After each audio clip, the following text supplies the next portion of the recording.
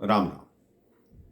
इस संसार में सबसे तेज चलने वाली वस्तु मानव का मन है, जो एक क्षण में ही अपनी कल्पना में ही कहीं से कहीं पहुंच जाता है। न जाने क्या क्या सोच जाता है, न जाने क्या क्या करने लग जाता है। एक सेठ जी थे जिनका व्यापार बहुत फैला हुआ था।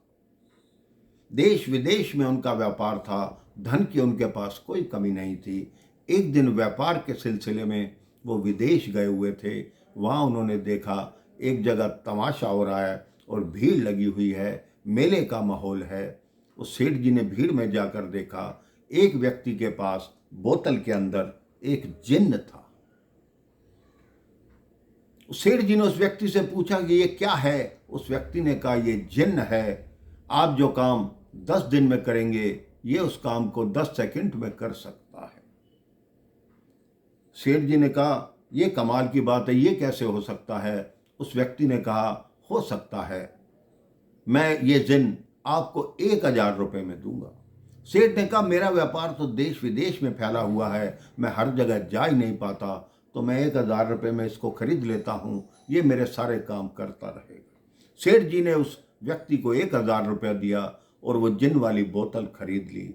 जब वो सेठ जी चलने लगे तो उस व्यक्ति ने कहा, इस जिन्न की एक बुरी आदत है, अच्छी आदतें तो मैंने आपको बता दी, अगर आप इसको काम नहीं बताएंगे और अगर ये खाली बैठेगा तो आपको ही खा जाएगा। सेठ जी ने कहा, मेरे पास बहुत काम है, मैं इसे खाली नहीं बैठने दूंगा। सेठ जी उसे घर लाए, उस बोतल को खोला और अपने एक एक करके कार्य बताने लगे। सेठ जी ने कहा, मेरा विदेश में ये ऑफिस है, उसकी मिल में ये घाटा हो रहा है, ये सामान इधर से उधर हो रहा है। जो काम सेठ जी 15 दिन में करते, वो जिन्न 15 मिनट में करके लौट आया कि मैंने कर दिया। सेठ जी ने ऐसे बार बार काम बताए। 3 दिन बाद सारे काम समाप्त हो गए। सेठ जी कहते, अब क्या करूं, मेरे पास तो काम ही नहीं बचा, मैं इसे क्या बताऊं। फिर उस जिन्न ने कहा, सेठ, मेरे मालिक की बात आपको याद है, अगर मुझसे काम नहीं कराओगे तो मैं आपको खाने के लिए तैयार हूं, सज्ज हूं। अब सेठ जी अपनी जान बचाकर भागे, बहुत गति से भागे और एक ऋषि के आश्रम में जाकर ऋषि के चरणों में गिर गए कि मेरे प्राण बचाओ। उन्होंने कहा, क्या हुआ। उन्होंने जिन्न की सारी कथा उन ऋषि महाराज को बताई। ऋषि महाराज ने कहा, इसमें कौन सी मुश्किल बात है, आप उस जिन्न से बोलो कि इस दुनिया का सबसे लंबा बांस लाए, आपके आंगन में गाड़ दे और ऊपर जाता रहे, नीचे जाता रहे, ऊपर जाता रहे, नीचे जाता रहे। जब आपका कोई काम हो तो उसको काम बोल दो, अन्यथा उसको इसी काम पर रखो। सेठ जी ने कहा, आप धन्य है महाराज, आप, मेरे को ये युक्ति कभी समझ नहीं आती, अगर आपने ज्ञान ना दिया होता। सेठ ने वही किया, उस जिन्न से कहा, इस दुनिया का सबसे लंबा बांस लाओ। जिन्न बांस लाया, उन्होंने अपने आंगन में गड़वा दिया और ऊपर नीचे उस जिन्न को करते रहे।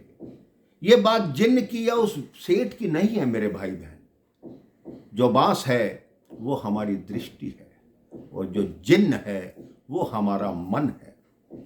मन ऊपर जाता है, नीचे जाता है, हमारी दृष्टि भी ऊपर जाती है, नीचे जाती है, लेकिन हम ये भूल जाते हैं कि हमें हमेशा प्रभु के भजन में लगा रहना चाहिए। जब आपका मन ऊपर जाए तो ऊपर वाले का ध्यान करे, जब आपका मन नीचे आए तब भी ऊपर वाले का नाम जपे, तो आपके जीवन में कभी नीचाई आएगी नहीं। सदैव आप भगवान की दृष्टि में बने रहेंगे, भगवान आपसे प्रेम करेंगे, आप भी भगवान से प्रेम करेंगे और सदैव एक ही नाम जपते रहेंगे। राम राम, जय श्री राम।